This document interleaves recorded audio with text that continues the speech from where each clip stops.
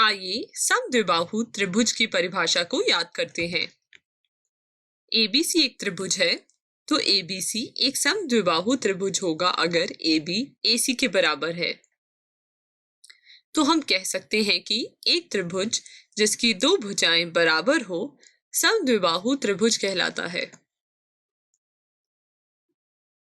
यहाँ AB AC के बराबर है। अब समद्विबाहु त्रिभुज के बहुत महत्वपूर्ण गुणों पर चर्चा करते हैं। प्रमेय 7.2 के अनुसार समद्विबाहु त्रिभुज की बराबर भुजाओं के सामने के कोण समान होते हैं। आइए इस प्रमेय को और अच्छे से समझते हैं। जैसे कि हमने पढ़ा, समद्विबाहु त्रिभुज की बराबर भुजाओं के सामने के कोण समान होते हैं।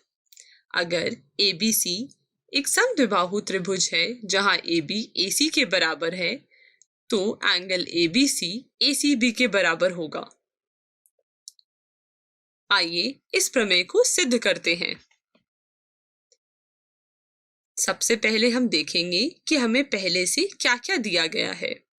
हमें एक समद्विबाहु त्रिभुज ABC दिया गया है, जिसमें AB AC के बराबर है, और हमें सिद्ध करना है कि एंगल B एंगल C के बराबर है।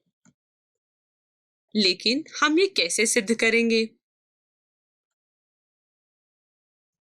यहाँ हम त्रिभुज के सर्वांग समता के कुछ गुणों का उपयोग कर सकते हैं, लेकिन इसके लिए हमें दो त्रिभुजों की आवश्यकता है। लेकिन यहाँ तो हमारे पास केवल एक ही त्रिभुज है।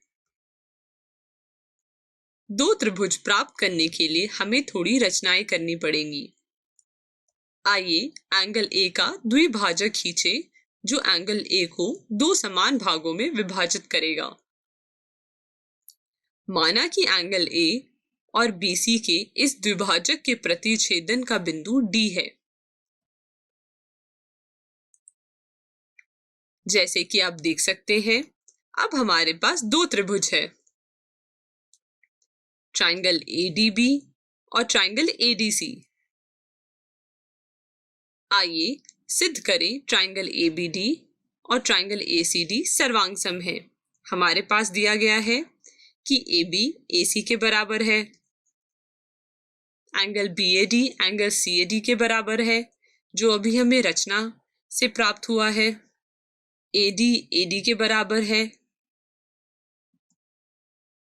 तो SAS नियम के द्वारा हम कह सकते हैं कि ट्रायंगल ABD ट्रायंगल ACD के सर्वांग सम है। इसलिए एंगल ABD एंगल ACD के बराबर होगा, क्योंकि वे सर्वांग सम त्रिभुजों के संगत कोण हैं। इसलिए एंगल B एंगल C के बराबर होगा। अतः हम कह सकते हैं कि समद्विबाहु त्रिभुज की समान भुजाओं के विपरीत कोण समान होते हैं। अर्थात अगर AB AC के बराबर है तो एंगल ABC एंगल ACB के बराबर होगा। कृपया इसे अपनी नोटबुक में लिख लें।